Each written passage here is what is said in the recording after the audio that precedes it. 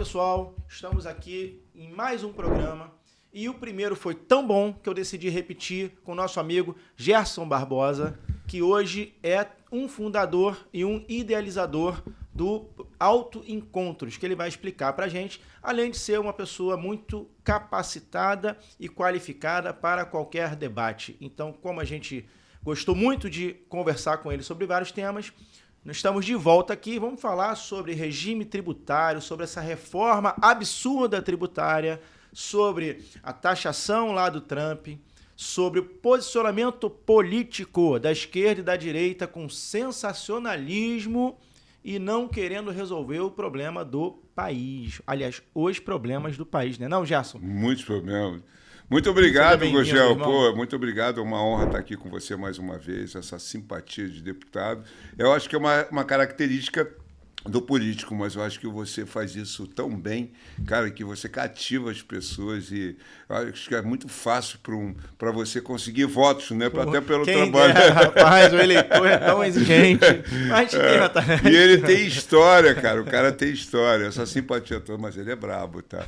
E olha aqui. Gugel, muito obrigado. Muito obrigado pelo convite. Eu acho que falta assunto. Eu acho que tem tanto assunto, né, cara? Acho que a gente está vivendo uma riqueza de tantas informações vinda de tudo que é canto, de tudo que é meio de comunicação. Acho que a gente nunca teve uma chuva de tantas informações desencontradas, nem tudo que se fala é verdade, e aquilo que é verdade às vezes é distorcido. E vamos lá, vamos tentar levar o máximo que a gente tem de verdade para que a gente esclareça. Eu, no ponto de vista do mercado ao qual eu faço parte, o mercado automotivo, e juntar com a política aí, que faz todo sentido, né? A política começa já saindo de casa dando bom dia, né?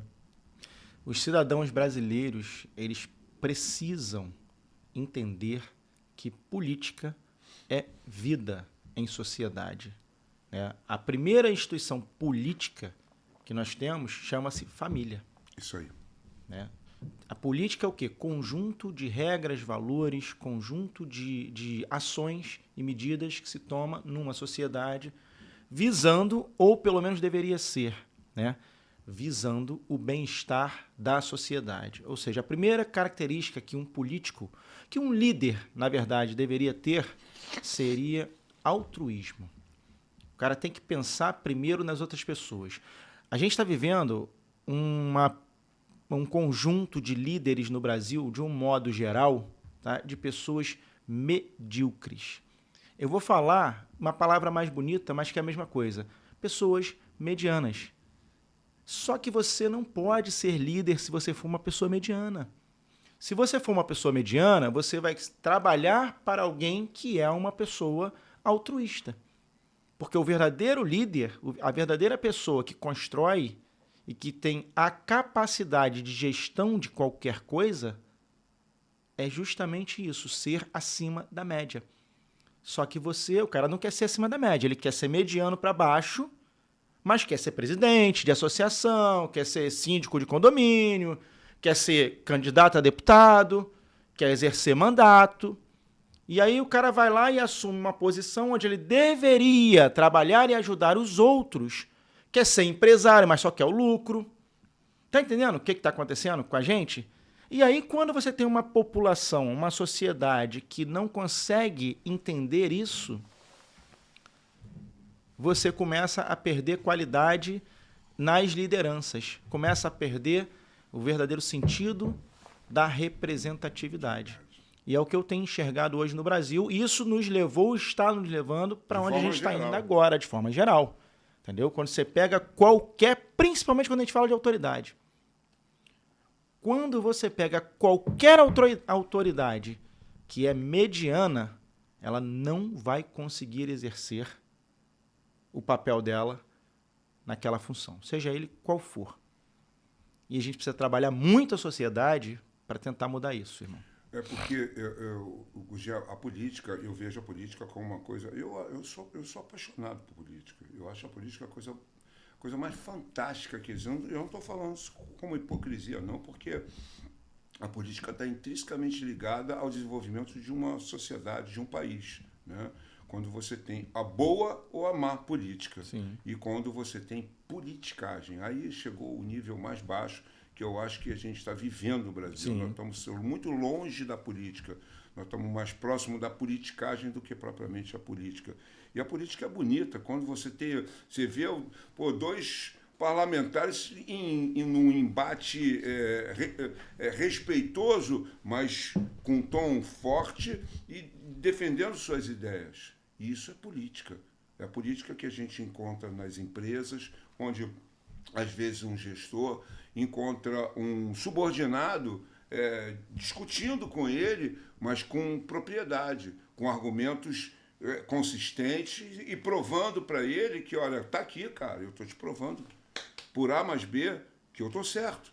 E quando há o reconhecimento, né, que aquela apresentação de provas, de conhecimento, realmente tem fundamento. Então, isso é política, de forma geral. Mas a gente, em algum momento, ou talvez nunca se desenvolveu a política no Brasil como deveria, porque nós não somos um povo politizado. Falta isso. Eu acho que também é um papel do político começar a trazer esse espírito. E a gente passou isso recentemente. Nós começamos a gravar nomes de políticos, não sabíamos nem o que era ministro do Supremo, a maioria nem sabia. Hoje nós sabemos os 11 nomes, praticamente. Como a gente sabia jogo de futebol, né, Gugel? A gente sabia quem são os jogadores da seleção. Hoje já não sabemos quem são os jogadores da seleção, mas já sabemos quem são o deputado tal, o senador tal, o ministro tal. Então, acho que é isso aí. E bacana você estar inserido nesse contexto com uma pegada. E eu queria até fazer uma pergunta para você. Pois não? Uma pergunta que eu acho que ela vem em boa hora. É. Você é de direita. Sim. E por que a escolha? Bom, vamos lá. Da outra vez você me fez também uma pergunta, né? Centrão, né? Pergunta boa, cara. Olha só. O que é ser de direita? Isso tá? aí. Ser de direita é você defender um Estado com livre mercado. E o que significa isso? O mercado se autorregula, o Estado interfere minimamente no mercado, tá? Tem uma política de apoio, industrialização e criação de logística para o crescimento de mercado de um país. Tá? Hoje o Brasil não tem mercado. Tá? Depois a gente volta até nesse assunto, mas vamos lá para a gente conseguir até fazer um corte aqui para que as pessoas consigam entender isso. Então, cara, defende o Estado menor, ou seja, quanto menor o Estado, melhor é a gestão. Um Estado não gera riqueza. Quem gera riqueza são as empresas, são os empresários, são os trabalhadores. Esses geram riqueza. Quando você tem um Estado maior do que o mercado privado, esse mercado privado não sustenta esse Estado. E aí a população ela vive na miséria. A gente defende a família. E aí eu vou te dizer um particular meu. Eu defendo a família. Qualquer uma é família. Temos que defender. Por quê? A esquerda ela quer colocar as pessoas como vitimizados. Né?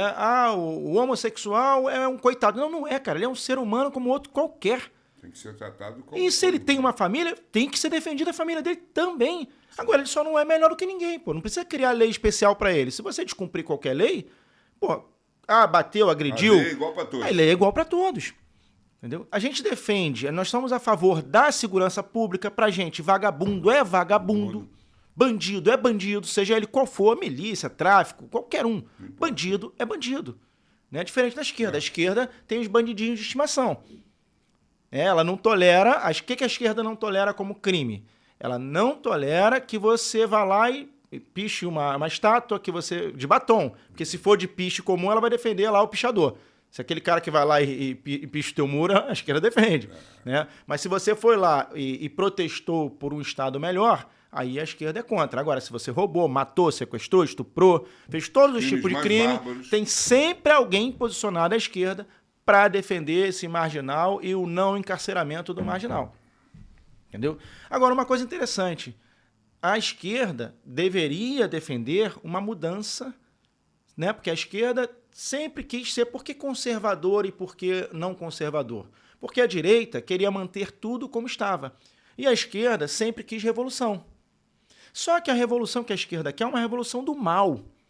Ela quer uma revolução para destruir, como destruiu Cuba, como destruiu Venezuela, como destruiu a maioria dos estados. Não seria, até desculpe te interromper, não seria a esquerda mais conservadora do que a direita? É exatamente o que nós estamos vivendo agora. Você vê uma direita lutando para mudar o Brasil e vê uma esquerda lutando para piorar ou manter aquela ideia ruim que não muda nunca. Do jeito que está. Então, os papéis hoje estão invertidos, e aí ruim demais é uma sociedade que não entende isso. Como é que um cristão, por exemplo, vai ser de esquerda se a esquerda ataca fortemente a igreja, os evangélicos, os princípios básicos cristãos? Eu te pergunto, a vida, porque para a esquerda, a vida de uma planta pode ser importante, agora a vida de um ser humano não. Tá entendendo como é que a gente precisa de um povo que consiga compreender do que nós estamos falando? Eu sempre faço o seguinte, esquece esquerda e direita, esquece Bolsonaro, esquece o Lula, vamos olhar para o fato. Você tem agora a esquerda toda defendendo IOF, cara. Porra, aumento de imposto. Meu Deus do céu. Quem insanidade mental mediana defende pagar mais imposto? Não defende. Sabe o que esse cara que está falando que defende acha? Que ele não vai pagar. Só que quem é que vai pagar IOF, gente? É quem financia casa, é quem financia carro, é quem usa crédito, é quem toma empréstimo, quem vive de pequenos empréstimos. E aí o grande empresário, cara, ele vive de grandes empréstimos. O investimento que ele vai fazer vai pagar esse imposto. O mercado vai devolver esse dinheiro para ele. Não vai devolver para o cara que está financiando a casinha dele. Não vai devolver para o cara que está financiando o carrinho dele. Por que que... Uma outra questão. Por que que o pobre no Brasil não consegue ter um carro? Porque você paga cerca de 60% a 70% de imposto em cima de um carro. Que se você for olhar o valor dele verdadeiro, tá? Suponhamos, você hoje não compra um carro zero por menos de 70 mil no Brasil. Só que você fala que ali tem 70% de tributo, mas tem 70% de tributo no valor quando ele sai de fábrica, tá? Então, suponhamos que ele sai a 30, 35 mil de fábrica. Você tem mais 30 mil de imposto ali. Então, na verdade, você tem quase 100% ou mais de 100% de imposto em cima daquele carro. Você está comprando um para você e pagando o outro para o Estado. Com mais 4% ao ano de IPVA, você em 20 anos está dando mais um carro para o Estado. Então, para você ter um carro, você está pagando 3 ao Estado. É por isso que o pobre no Brasil não consegue ter um carro. Aí você paga IPTU, aí você paga imposto sobre o consumo nosso, que na lógica aqui vai ser 40%, 50%, mas, volto lá, se o telefone custa 3 mil... É difícil, Gugel, a gente lutar por uma mudança, eu sei que é difícil, a resposta já até adianto, mas só uma provocação. O trabalho na política, a gente mudar essa lei da cobrança do IPVA, porque não faz sentido. Nenhum.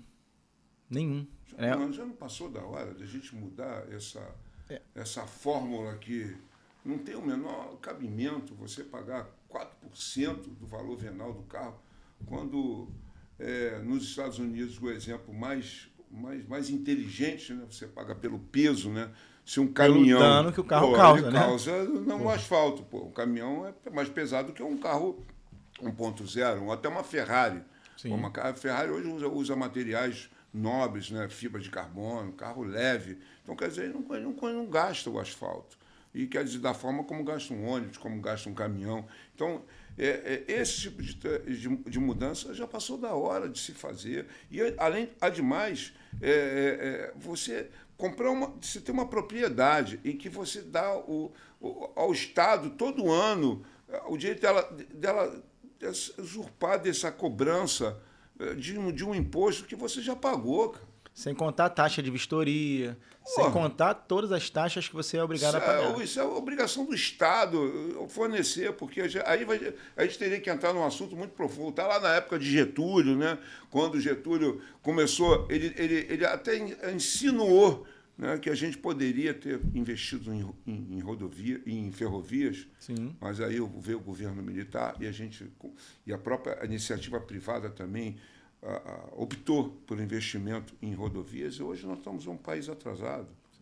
Gastamos uma fortuna, porque é muito prático você fazer rodovia, mas a rodovia, rapidamente, ela precisa de manutenção, a ferrovia não, ela dura por anos e anos.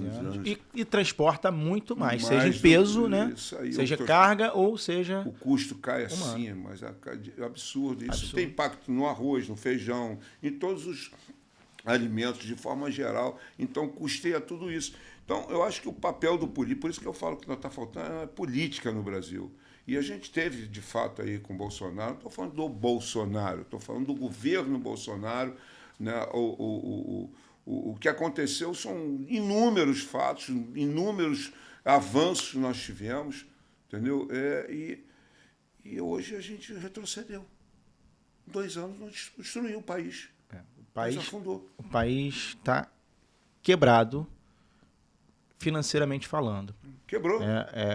E assim, gasto mal gastado do governo, né? Incompetência em solucionar conflitos. Né? Não, e a corrupção voltou, e a Previdência aí, esse rombo aí, que ninguém fala mais nada. Você vê, por exemplo, cara, os Estados Unidos não pode se meter aqui.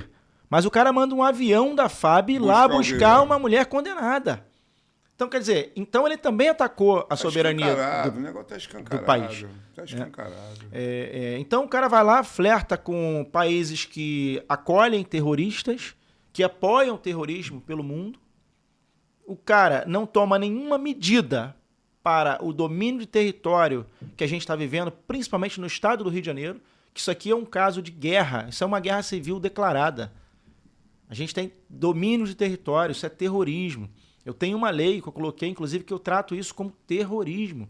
O uso de fuzil nas ruas, você não tem isso em país nenhum do mundo. Isso é terrorismo. Nenhum do mundo você tem um cara roubando um ponto de ônibus, e diga-se de passagem, roubando pobres, tá? Que aí nego fala assim, a bandidolatria fala assim, não, mas ele tem que tirar de quem tem. Não, ele tira de quem não tem, cara. Porra, tu vê que a esquerda é tão incongruente. Não, medíocre não, ela é abaixo da mediocridade.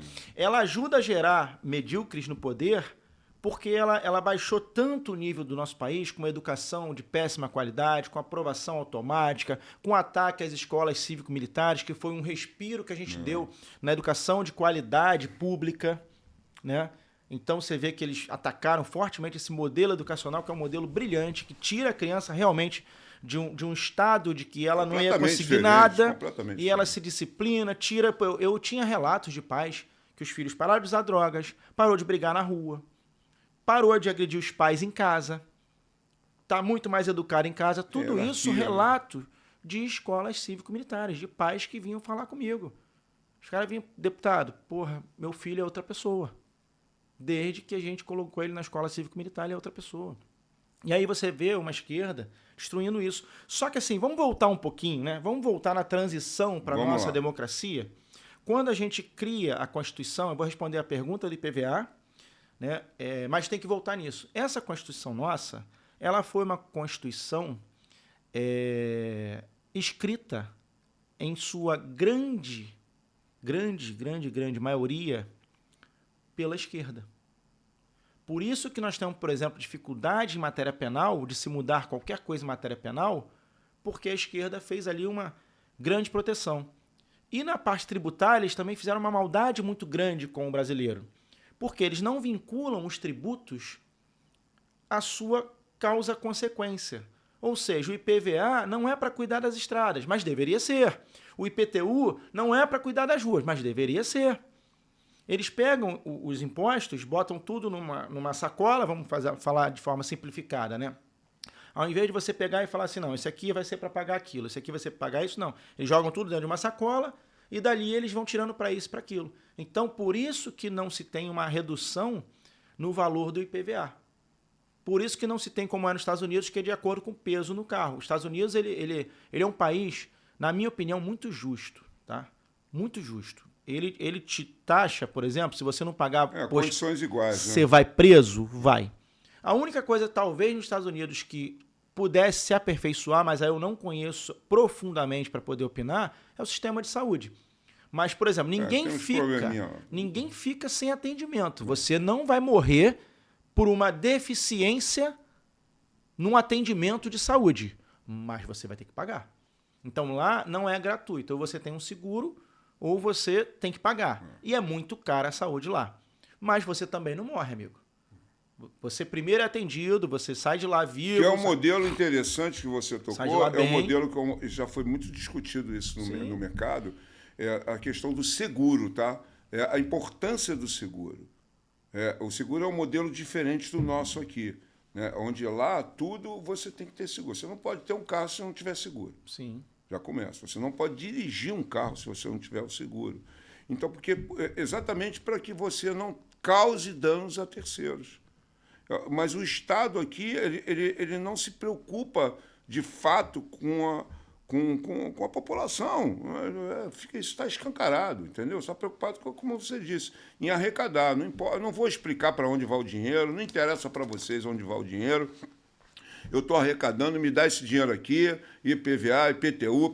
Mas, cara, só que chegou um nível, Gurgel, que está muito difícil a população entender tudo isso. E aí os próprios políticos que estão lutando para organizar isso tudo estão encontrando diversas barreiras, diversos confrontos, e a sociedade, às vezes, até já ficando descrédito da classe política de forma geral e até perdendo esperança. Então isso tem que ser resgatado, realmente. Tem. Agora, como é que a gente resgata com uma sociedade que está batendo palma para Oruan, para MCzinho não sei das quantas? Mete em cana. Porra, não, mas aí tu vê uma boa parcela da sociedade defendendo esses caras. Mete em cana. Entendeu? Meu Deus do céu, né? Que poluição sonora que esses caras jogam no ar, cara. Assim, uma das coisas piores para mim é a gente ter que ouvir nas ruas onde a gente mora essas músicas nojentas, cara. O brasileiro ele é tão ruim que nós perdemos até nossas músicas de qualidade. Noção de o que é música, né? Entendeu? Não tem noção. Cara, um monte de xingamento, um monte de, um troço nojento. Baixaria. Cara. Nojento.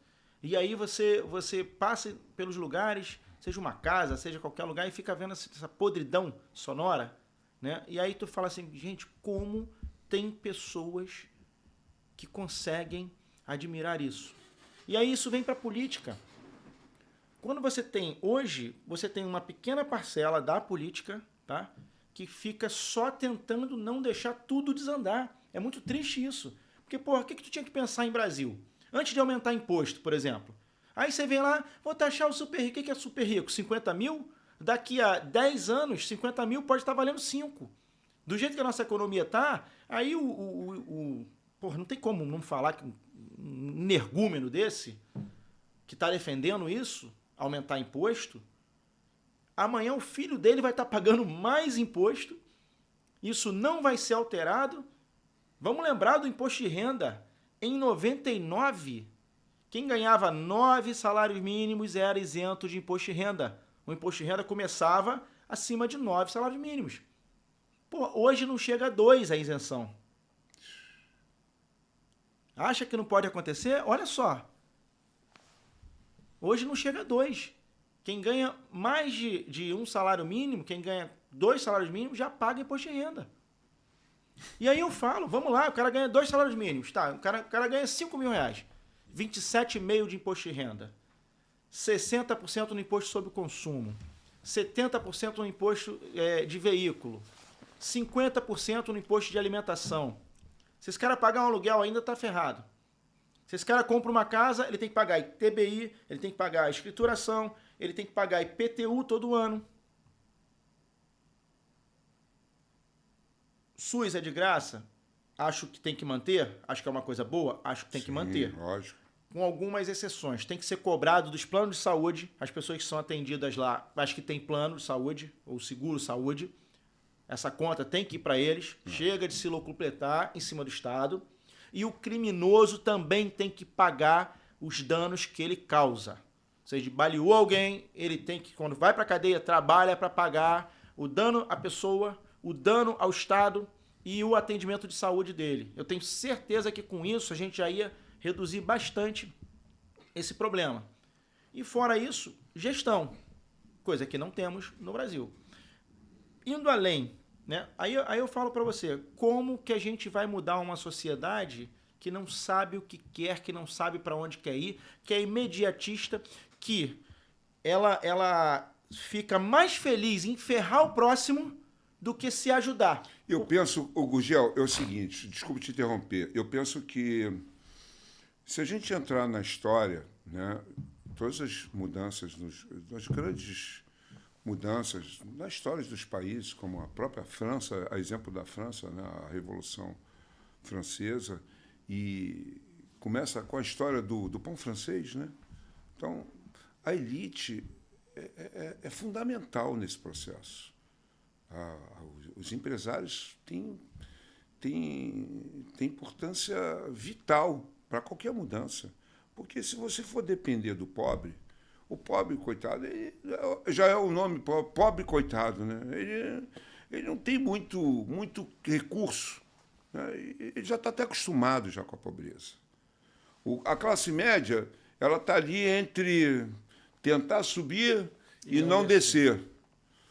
O rico está ali, cara, lutando para manter o seu padrão e não perder aquela estrutura. E o muito rico, ele aproveita as oportunidades e vai sempre nas oportunidades até de informação, que informação vale ouro.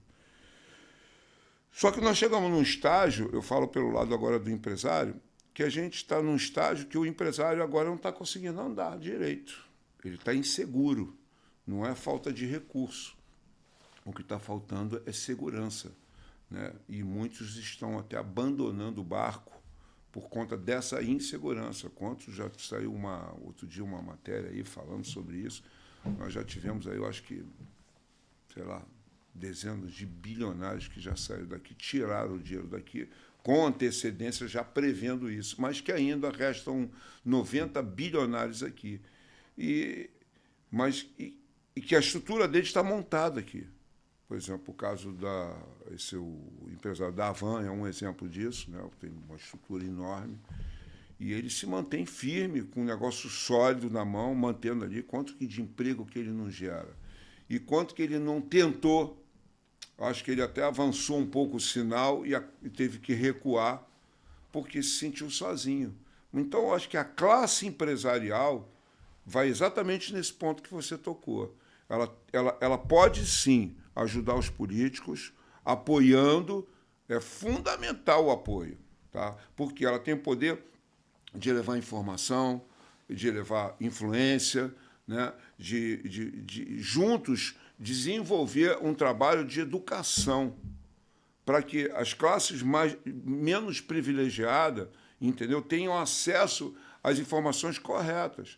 Não da forma como está chegando, distorcida, entendeu? Que interessa a uma pequena fatia, essa fatia que a gente sabe que está ali para manipular toda essa massa, e os empresários de braço cruzado, assistindo, podendo fazer alguma coisa. Então, eu acho que essa provocação da classe política que quer mudança tem que ir para cima do empresário, sim, tem que cobrar uma posição dos empresários.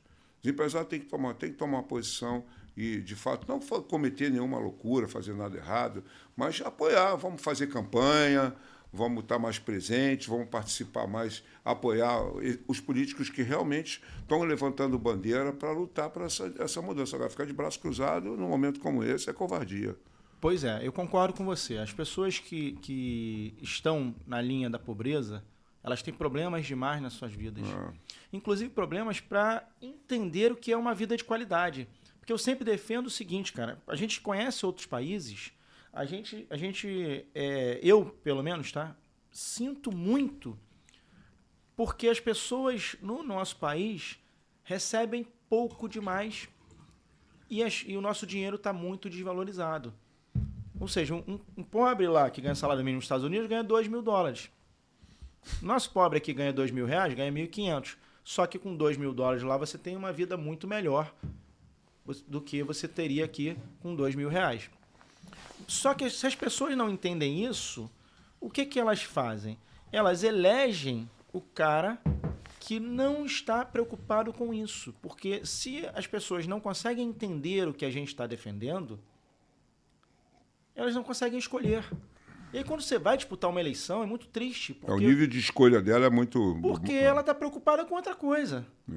Por exemplo, vamos lá. Pô, aumentar imposto no Brasil? Pô, absurdo, cara. O que nós temos que fazer? Primeiro, enxugar a máquina pública. Vamos lá, onde é que a torneira está aberta? Não é razoável que a gente, pague R$7.000 por aluno e a gente tenha um ensino pior do que uma escola que custa R$1.000. Tem alguma coisa errada. Mas você sabe que você tocou num ponto agora interessante? Eu até te contei para não perder o raciocínio. O pobre, ele não consegue avaliar isso. Olha só que coisa interessante você acabou de falar. Ele não, porque o que o interessa para o pobre é a comida que vem para a mesa, são as coisas mais básicas. Ele não está preocupado se é economia, se o cara vai aumentar imposto, isso não interessa para o pobre. O pobre está nem aí, porque não tem impacto na vida dele. Por isso o empresário tem que... Pois é, mas tem impacto na vida dele, mas sim. Mas na Só visão que dele... Ele não consegue reagir. Não consegue enxergar isso. Ele não consegue reagir. Eu entendo isso, né?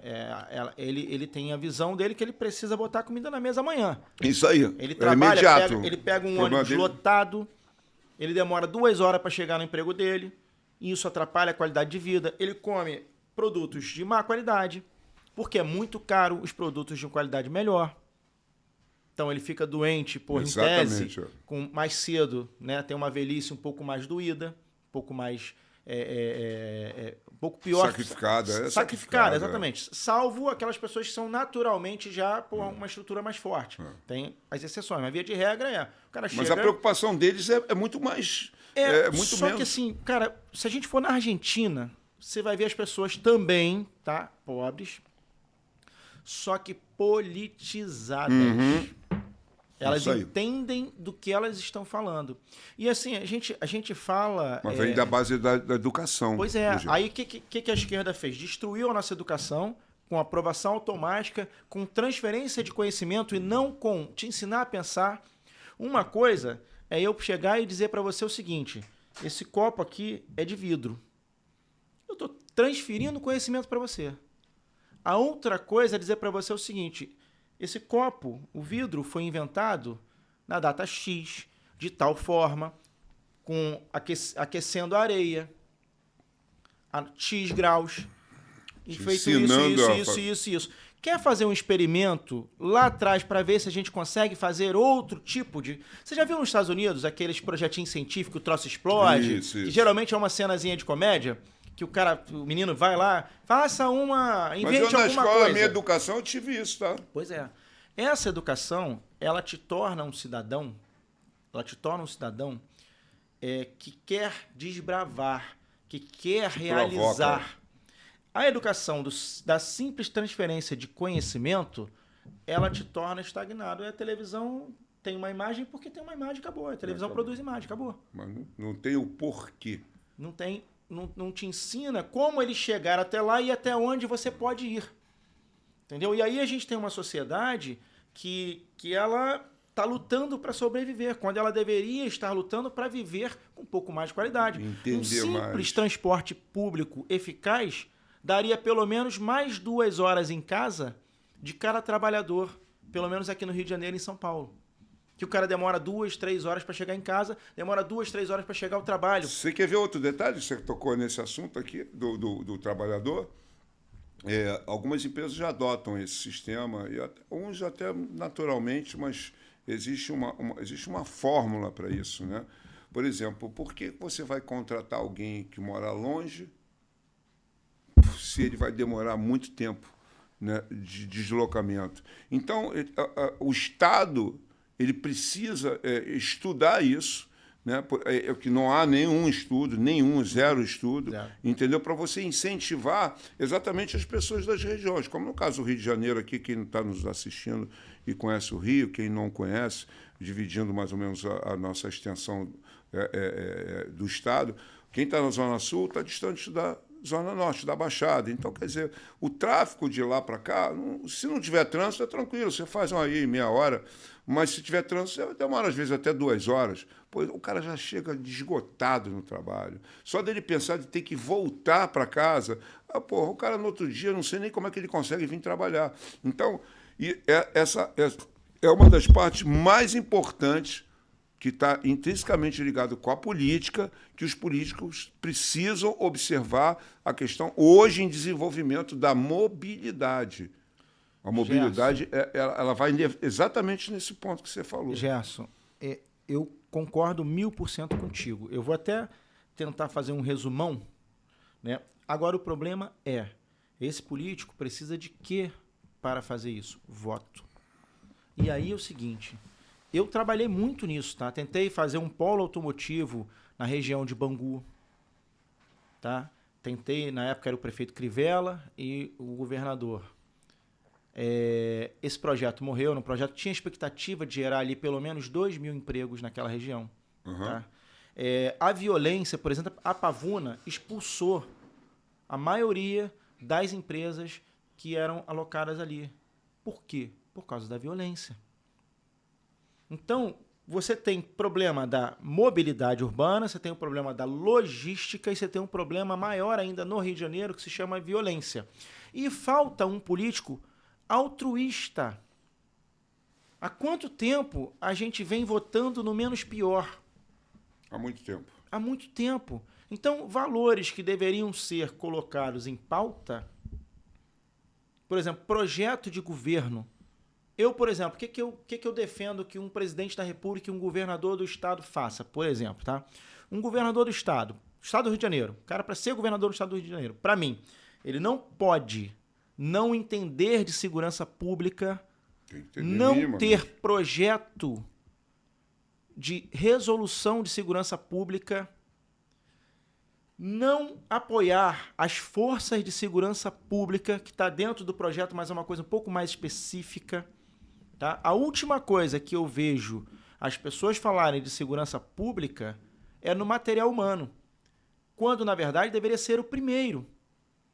Porque o homem que está vestindo aquela farda ali, ele tinha que ser intocável. Para a gente começar a resolver o problema da segurança pública, esse homem deveria ser intocável. Vagabundo, ele tinha que entender o seguinte: se eu arranhar o policial, acabou para mim. Eles vão me buscar e vão me pegar onde eu estiver. Acabou para mim.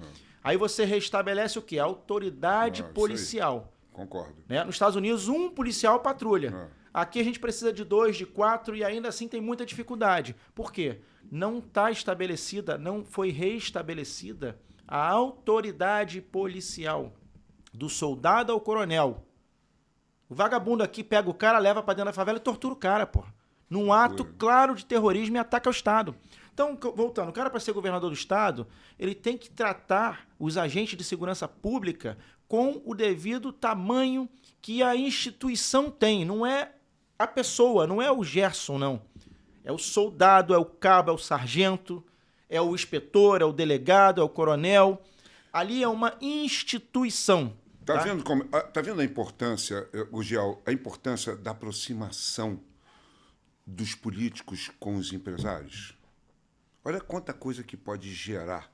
Eu estou falando aproximação para debate mesmo, estou falando para discussões, para ideias. Podemos aqui, inclusive, vamos criar uma roda de debate? Então? Vamos trazer eu trago aqui. Vamos fazer isso? Eu trago empresários aqui para a gente debater, porque essa aproximação vai gerar ideias. Não que a gente vai resolver, vamos criar soluções mágicas, mas vai abrir a mente. Pensar. É isso aí. Temos que pelo menos porque, pensar. cara, existem tantas soluções e que, de fato, elas podem mudar o rumo da história com a ajuda de vocês. Vocês são autoridades. Vocês são autoridade. E essa posição do político que precisa ser resgatada, que sempre teve a imagem, pô, o cara é um político, pô, o cara é uma autoridade. Pô, mas aí você olha pro cara petista, principalmente petista. Desculpa aí que você está me assistindo, mas, porra, eu não consigo ver um político da esquerda como uma autoridade. Pô, para mim é um bando de oportunista, mentirosos, entendeu? Porque não dá para acreditar em nada do que se fala, é tudo dúbio. Então, isso precisava ser de forma geral. E até para você discutir com a esquerda e falar, pô, cara, o que o cara da esquerda está falando tem sentido, vamos votar a favor, porque o que ele está falando, realmente eu concordo. Então, isso é política e está faltando isso. E a intervenção dos empresários é muito importante no momento que o Brasil está vivendo. Porque se a coisa chegou nesse ponto, Gurgel, desculpe, só para terminar, chegou nesse ponto, foi por ausência da sociedade e os empresários têm sim, eles têm força, têm muita força e estão ausentes, estão omissos, tá, nessa posição como dentro da nossa sociedade. Porque são pessoas esclarecidas, são pessoas que estudaram, são pessoas que têm poder financeiro, têm poder de influência e podem sim, podem ajudar. E pegar bons políticos, cobrar do político, cobrar de você, no sentido, fala, Gurgel, porra, vamos lá, Gurgel, o que está faltando para a gente fazer isso aqui funcionar? É isso. Mas para isso tem que estar junto. É. Mas aí aqui, ó, vamos lá, eu vou tentar até, de repente, para que você possa passar essa visão também para as pessoas de um modo geral. O que eu acho que, voltando lá, o que eu acho que o cara tem que ter para ser governador, né? Falei a primeira, segurança pública, entender de segurança pública. Com certeza. Entender que o material humano é fundamental. Com certeza. Nesse processo de resgate da soberania do Estado do Rio de Janeiro em seu território. Que o nosso território está como war, ou seja, o crime organizado pegou os principais pontos e isolou as áreas todas. Então a gente está perdendo empresas para o Espírito Santo, por outras razões também, mas a gente perde empresas para o Espírito Santo, para outros estados e para outras áreas mais longínquas do crime organizado, ou seja, do tráfico de drogas e da milícia. Então esses pontos um governador tem que entender e tem que, pelo menos, passar a sua ideia de solução, que isso é um problema grave que nós temos. Segundo ponto, mobilidade urbana e logística. Ele tem que olhar o estado do Rio de Janeiro como uma empresa de verdade. Como é que essa empresa vai prosperar? Como é que esse estado vai conseguir prosperar e gerar mais ambiente de negócio, mais ambiente de trabalho, mais postos de trabalho? Qual é a vocação para cada município? Então tem que ter um estudo logístico e de mobilidade para te retirar o que tem de melhor de cada município. Terceiro, aí falando do Brasil como um todo, mas o Rio de Janeiro é principal nisso. Turismo. Meu Deus do céu. O Brasil, ele recebe o mesmo número de turistas que sobem na Torre Eiffel, tá? Que sobem, né? O que anda lá do lado não, que sobe. Ou seja, um punhado de ferro, não desmerecendo Paris, não desmerecendo a Torre Eiffel, mas eu acho que o Brasil, o Rio de Janeiro e o Brasil tem belezas muito melhores. Naturais. Tá? E a gente não consegue trazer o turista para cá. Por quê? Primeiro, violência. Segundo, falta de conexão. Você vai para Gramado, por exemplo, você visita os cânions, que é em Santa Catarina. Você faz um passeio de trem que é em Bento Gonçalves. E Carlos Venceslau, se eu não me engano, na outra cidade. Você vai na Casa da Ovelha, que é em outra cidade. Você vai nos parques São Canela. Você chega aqui no Rio de Janeiro, você vai para Copacabana, você fica em Copacabana. Você não vai em Penedo, você não vai em Búzios, você vai para Búzios, você fica em Búzios. Você não vai em Arraial, você não tem uma conexão entre o estado inteiro, que é um estado relativamente pequeno, inclusive, daria para fazer isso. Então você não tem ambiente para receber bem o turista. E o que significa? O dinheiro do turismo ele é muito bom, porque ele é o seguinte, ele é um dinheiro que vem de fora e entra. É divisa. Né? Você, na tua família, para as pessoas mais simples entenderem, o que significa o dinheiro do turismo, tá? O dinheiro que você compra um carro, por exemplo, o dinheiro que você vai numa loja e compra comida, esse dinheiro é um dinheiro circulante na nossa sociedade. Então, você entende que a gente não vai criar riqueza? Você tem 5 mil, o outro tem 5 mil, o outro tem 5 mil. esse dinheiro ele só vai circular. Ele não vai crescer em determinados comércios. Aonde que ele vai crescer? Ele vai crescer no turismo, porque o cara está vindo de fora, então ele vem com $10 mil e gasta os $10 mil aqui. Ou seja, então se nessa sociedade aqui, se nesse estado nós tínhamos R$100 mil circulando, agora nós temos mais $10 mil. Se o cara vem e gasta aqui, convertendo, gasta aqui mais R$200 mil, então nós vamos ter de circularidade aqui R$300 mil. E é assim que se gera riqueza, tá? Para um estado, para um país. Uma coisa? Só para finalizar isso aqui. Desculpa. E aí a segunda forma, importação. Quando você vende para fora, você também está gerando riqueza para o país. Então, se o Brasil tinha R$1 milhão circulando, se eu vendi mais R$1 milhão para fora, esse dinheiro entra aqui na economia. Isso aí. Então, ou seja, o país só cresce em riqueza se a gente exportar, na verdade não é importação, é exportação. Se a gente exportar e se a gente trouxer turista. Fora isso... Que é a maior vocação do Rio, né? A riqueza só vai circular. Então o governador precisa ter essa visão do Brasil, do Rio de Janeiro, na verdade, né? Para mim são coisas que, assim... o modelo educacional é importante? É. O cuidar do sistema de saúde é importante? É. Só que todos eles dependem de quê? Recurso. Se você não tiver um olhar de como você vai fazer os teus municípios prosperarem e gerar riqueza significa gerar emprego, gerar ambiente de negócio favorável, gerar mais circulação e aumento de renda local. Eu não vejo nos debates governadores tratarem deste tema. Eu vejo picuinha. Eu vou resolver o problema da segurança pública. Como? Mais polícia, mais não sei o quê, mais não sei o que lá, mais não sei o que lá. Cara... É sempre a mesma coisa. Mas aí, fala aí. Eu tive num recente almoço de empresários e estava lá presente o vice-prefeito Eduardo Cavalieri. Uhum. E a gente teve até um bate-papo gostoso, longo, bacana, e chegamos no assunto do Autódromo do Rio de Janeiro. Foi quando eu abordei esse assunto com ele e recobramos aí o tema quando foi sugerido fazer o autódromo, reconstruir o autódromo em Marechal Hermes. Ali eu falei para todo mundo, eu frequentei o autódromo de Jacarepaguá, eu praticamente cresci ali dentro. E vou dar toda a minha opinião sobre isso e o que tem de solução ali, fantástico, até que eu acho que você pode ser uma pessoa importante nesse processo. Ali aconteceu, primeiro, o autódromo foi largado pela própria população do Rio de Janeiro. Ou seja, só servia para fazer corridas e as corridas foram ficando cada vez mais menores, né? E nós tivemos aqui grandes corridas históricas, Fórmula 1, com Ayrton Senna, Piquet, e a MotoGP mundial. Só que os pequenos campeonatos foram minguando. Então, o autódromo era uma área valiosíssima, um circuito enorme, um terreno enorme, e a prefeitura viu-se com a responsabilidade de administrar aquilo sem mais recurso. Tá? Eu não estou dando explicação por que acabou, não, mas as pessoas vão entender o que eu estou falando.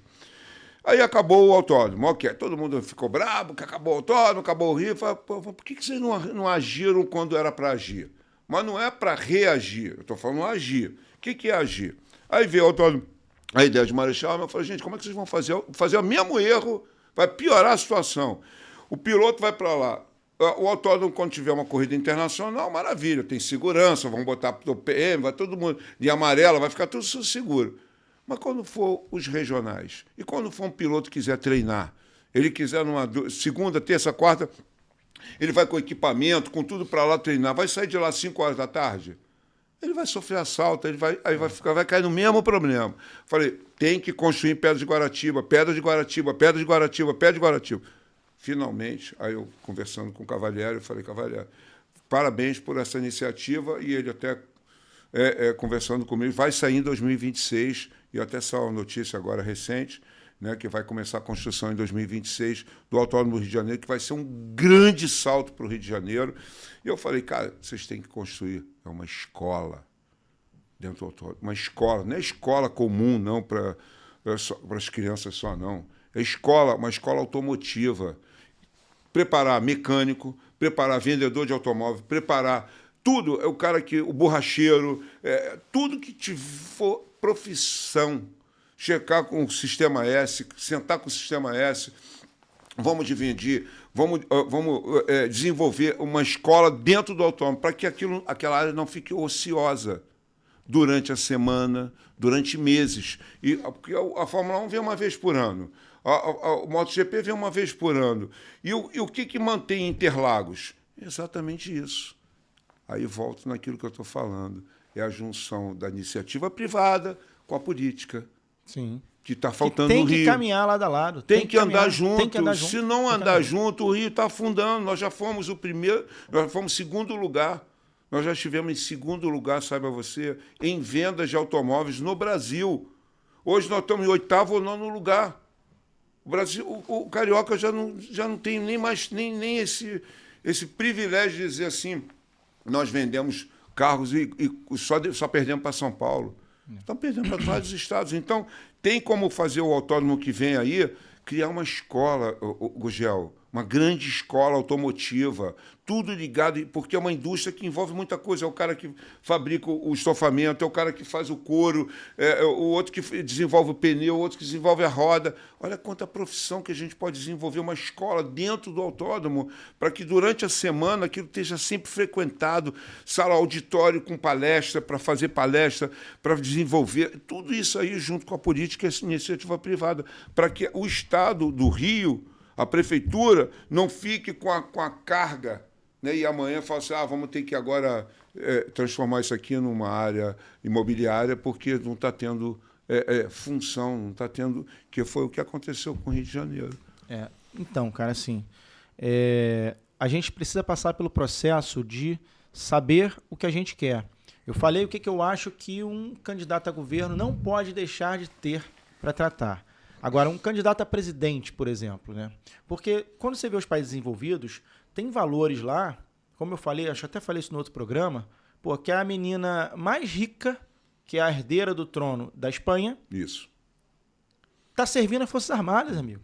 E aqui parece que tá xingando o cara se o cara tiver servido as Forças Armadas, se o cara for militar. Entendeu? Então, assim, para ser presidente da República, o cara precisa olhar o Brasil, tá? Porque, assim, o cara tem que olhar o Brasil, irmão. Assim, vamos ajudar as pessoas necessitadas? Vamos, mas isso precisa se pagar. Você faz um Bolsa Família, junto com Bolsa Família, em paralelo, você deveria ter uma Bolsa Estudo. Isso aí. Uma Bolsa Qualificação e uma Bolsa Emprego. Falando de ajudar a sociedade. Porque tem muitas pessoas que poderiam ter uma vida melhor, mas vão se acomodar ali. Porque elas são pessoas ruins? Não dá disso. Só que o Estado está dizendo para ela o seguinte, você não consegue. Você é incapaz.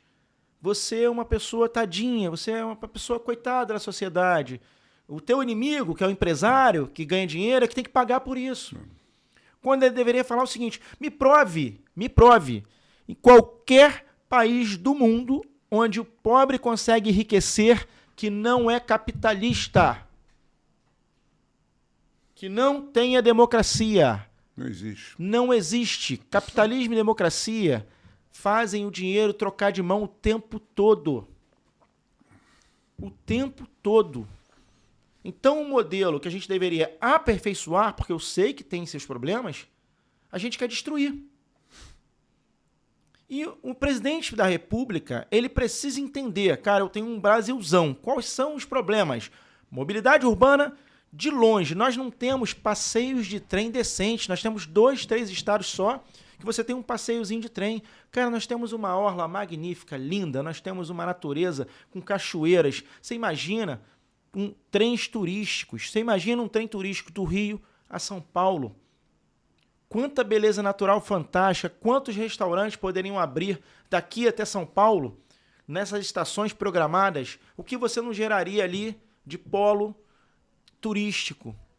Você pensa também aqui pela Serra, indo para São Paulo, indo para Minas. Até para desenvolver o turismo agora, no estágio que chegou, a gente vai ter que resolver os problemas que a gente deixou se acumular. Pois é, só que você está votando num presidente que... Está acabando com tudo. O cara só quer o seguinte, a polícia é mal, bandido é vítima, o rico é mal, o pobre é vítima, e você não vê qualificação mínima. Eu acho que ele tem que ter qualificação mínima. Tem projeto de desenvolvimento, entender desenvolvimento do Brasil, reindustrializar o Brasil. Nós matamos a única fabricante de veículos nacionais que, inclusive, levava o meu nome, que é a Gurgel, com carro elétrico lá em 1970. E nós matamos esse mercado. Se foi por causa da indústria do aço, se foi por causa da indústria do petróleo, não interessa. Nós matamos a única montadora brasileira que já existiu e até hoje que vai existir. Nós somos um dos povos mais inteligentes do mundo. Olha quantas coisas o brasileiro já inventou. E há muito tempo. Só que você tem um governo destrutivo que mata qualquer capacidade que o brasileiro desenvolve de crescer, de inventar e de empreender. O governo hoje, esse governo hoje, ele é inimigo da prosperidade. Ele é inimigo da prosperidade. Ele quer, de fato, um cidadão que não entende de nada e que vive na linha da pobreza ou abaixo. Isso, inclusive, o presidente falou. Se ganhar mais de 4 mil, não vota mais nele. Então, ele sabe disso. Ele sabe disso. Então, assim, como é que começa a fazer isso? Cara, começa com a população entendendo o que ela quer de um presidenciável. Um presidenciável tem que apoiar as forças de segurança pública, tem que apoiar seus militares. Ele é o chefe das Forças Armadas. Então, o cara tem que apoiar as Forças Armadas. As Forças Armadas é a linha de defesa nossa, é a soberania nacional de um país. Então, não existe um presidente não gostar de polícia e não gostar de militar, como é o caso desse presidente. Mas vamos lá.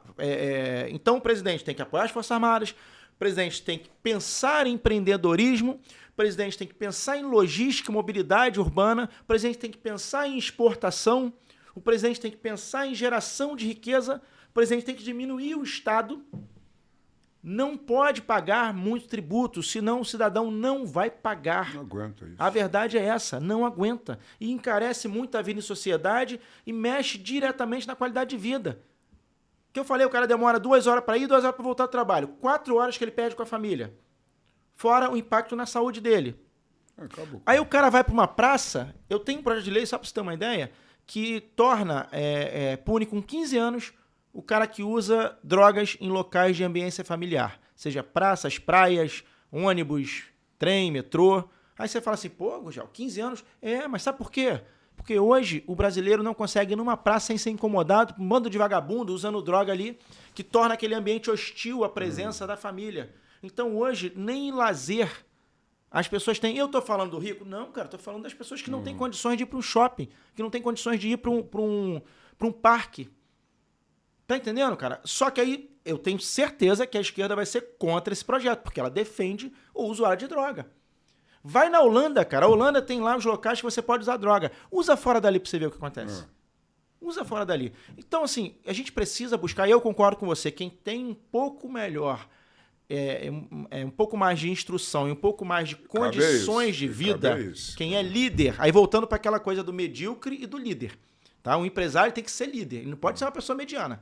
Se ele for uma pessoa mediana, ele vai lá pro mercado onde todo mundo tá. Ele tem que ser uma pessoa altruísta, no mínimo, e ele tem que ser uma pessoa... Senão não tem direito de reclamar. Acima da média. Ele não tem direito de reclamar. E ele tem que sim. E aí eu não entendo como é que grandes empresários defendem essa política nefasta da esquerda. Eu não sou contra a esquerda. Não, mas não tem, não. Eu sou contra essa política. Não conheço, tá, Gurgel? Eu desconheço. Eu digo os grandes, as grandes corporações que ficam por trás. É por interesse mesmo, direto, né? Agora... Porque o que acontece? A gente sabe que o Brasil é um país, enlamaçado na corrupção. Né? Enlamaçada. A sujeira brota aqui, parece que... Entendeu? É uma coisa... em muitos casos é até comemorado, né? Cara, aplaudido, né? Pô, o cara parece que a gente mudou os valores, né? Sobre valores, porque o cara, poxa, olha, o cara, olha, tá bem vestido, tá num carrão, mora bem, não sei o quê. Aí parece um bonde de pela-saco lá, começa a bater palma pro cara. Mas o que ele tem? Qual é a história dele? Aí você vai ver o cara, pô, o cara é corrupto, roubou pra caramba, sacaneou pra caramba. Aí quando você olha uma pessoa com valor, né, que construiu com luta, ele não está nem aí. As pessoas não valorizam. Então, esses valores que estão mudando tudo no Brasil. E essa nova geração está sendo alicerçada por isso, enxergando as coisas fáceis, os caminhos mais fáceis. Porque ela está vendo os exemplos e a gente não está vendo a moralidade tomar conta, a imoralidade está prevalecendo. Então, que geração é essa que está vindo aí? Então, quando eu vejo, às vezes, um empresário falando assim, tá difícil encontrar mão de obra, essa geração não quer nada. Espera aí, cara. O que você está fazendo para mudar? Nada também? Porque está faltando educação. Está faltando educação. E a educação cabe à nossa geração, e principalmente quem tem o poder de mudar isso. Eu estou falando que eu sou empresário. Eu estou empresário, eu não sou empresário. Eu sou um vendedor de automóveis. Eu defendo um projeto de lei que tramita na Câmara dos Deputados em Brasília, que é o PL 1854/2019. Eu sou mentor desse projeto para regulamentar a profissão dos vendedores, que não é regulamentada, essa profissão. Mas eu estou empresário. E eu acho um absurdo o empresário ficar em silêncio, há anos em silêncio, não está andando junto com a política. Chegou a hora, passou da hora de andar de mão dada. Passou da hora. Eu estou aqui sentado com você, de mão dada contigo, e que outros façam o mesmo caminho, porque está na hora realmente dos empresários se juntarem com os políticos, entendeu? Não ter medo, com responsabilidade, com muita responsabilidade, saber o que você está falando, para não falar bobagem, entendeu? Mas está apoiando, cara, porque a gente precisa mudar as coisas que estão acontecendo no Brasil, que ninguém está aguentando mais. Eu estou ouvindo de todo mundo. Sim. A carga tributária está matando o empresário, o que você falou. A qualidade de vida está péssima no Brasil. Estou indo tudo por ralo. Insegurança jurídica, tributária. Eu não sou a pessoa mais indicada para falar de tributo, porque não é a minha área. Tá? A minha área é comercial. Agora, está todo mundo já respirando de canudo. Sim. E até quando isso vai suportar? Vai chegar uma hora que essa corda vai estourar. E o que eu acho, na minha opinião, até só para estender um pouquinho e fechar o raciocínio, está todo mundo discutindo essa questão do Trump. Na minha opinião, de tudo que eu já analisei, de tudo que os indicadores, tudo que tá claro para mim, é que ele não vai dar um tiro. Ele não vai usar uma bala. O que ele está fazendo, ele vai prensar o Brasil todinho, vai botar o Brasil vai sufocar o Brasil tanto, que os empresários e os brasileiros vão ter que tomar uma atitude. O que vocês querem? Vocês querem para a direita ou vocês querem para a esquerda? Sai do muro. E nós vamos ter que resolver isso. E o Trump ainda foi ainda mais além, né? Ele deu isenção de impostos para as empresas que se instalarem lá. Pode ser, então quer dizer, Brasil, você está sufocando teu empresário? Vem para cá. Vem para cá. O Taxad, eu sei por que a esquerda não gostou do tarifácio do Trump. Porque eles ficaram com raiva que isso aí era a função do Taxad. Né? Eles queriam ter essa ideia de taxar o Brasil, né? E não tiveram essa ideia, né? Porque é interessante o seguinte, o imposto de importação começa em 60%, porra. Ninguém aguenta. Começa em 60%. Por isso que esse telefone aqui é tão caro.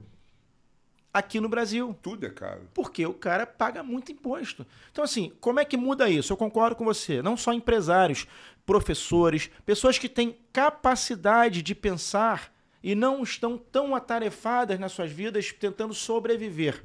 Porque a gente fala assim, a sociedade não tem consciência.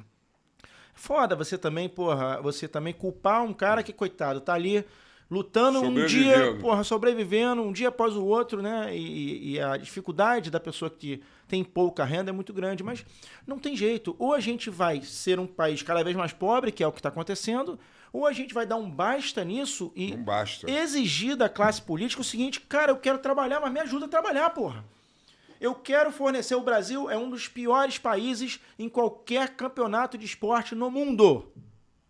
E nós temos pessoas com capacidade gigante. Mas cadê um projeto sério de apoio a essas crianças? Principalmente, cara, assim, a gente está acabando nosso tempo. Para finalizar,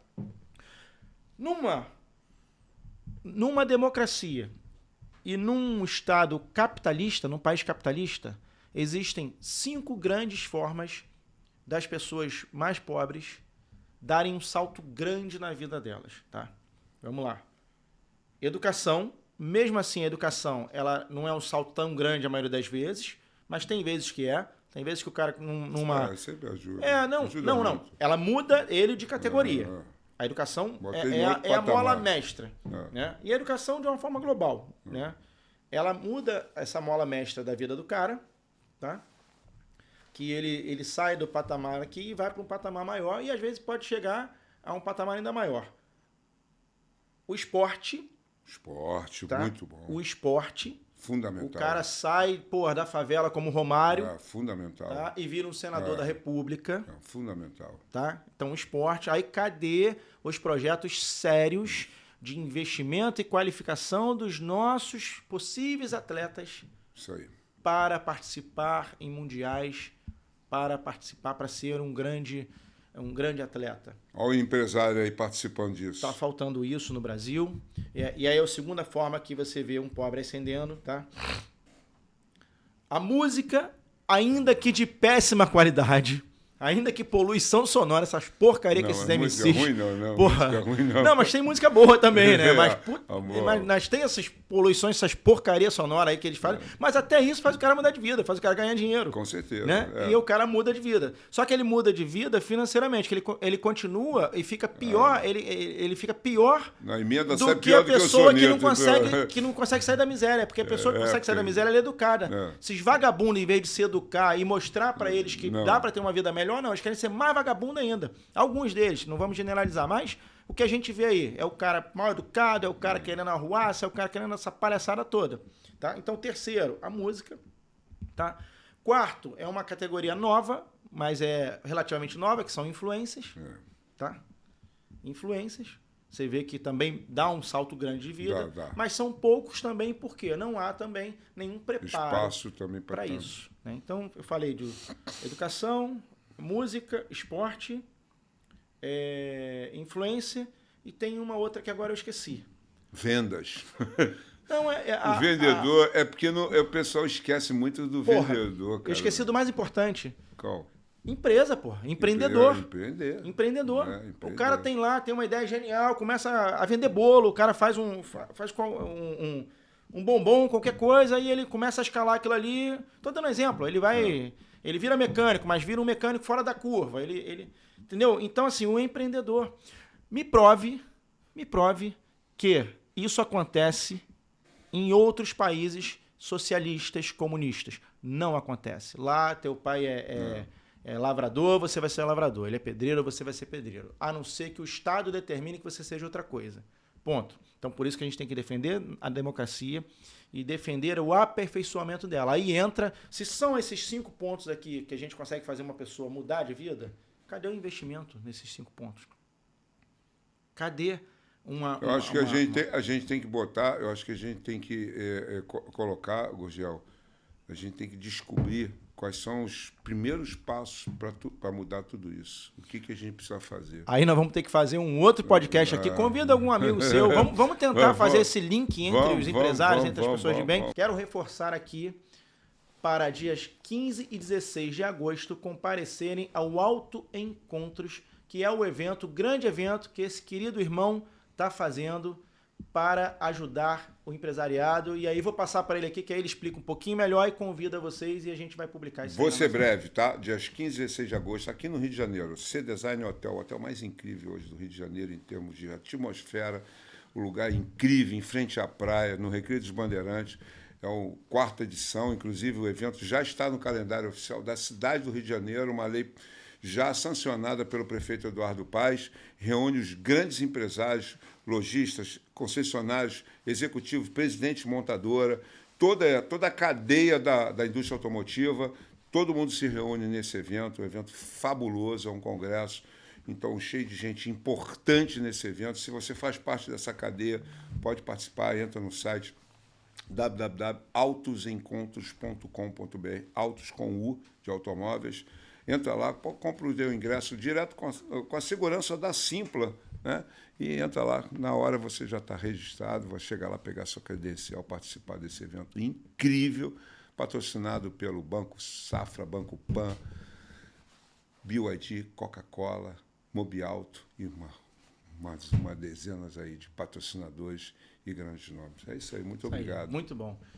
Você também, finalizando aqui, que quer gravar seu podcast, ó, o pessoal aqui é maravilhoso, Seu Pod, tá? Fica aqui na Barra da Tijuca. Venham conhecer, é um estúdio fantástico, completo, pessoal, amigo, atencioso, vai muito além de uma simples prestação de serviço. Eles vestem a camisa, eles incorporam o seu projeto, eles apoiam de verdade as ideias que vocês têm. Então, você que tem o desejo de gravar seu podcast, venha conhecer aqui o Seu Pod, tá? Vai aparecer aí também, que a gente vai sempre divulgar. O que é bom a gente divulga. E o pessoal aqui é fantástico, tá, galera? Tamo junto, muito obrigado, fiquem com Deus.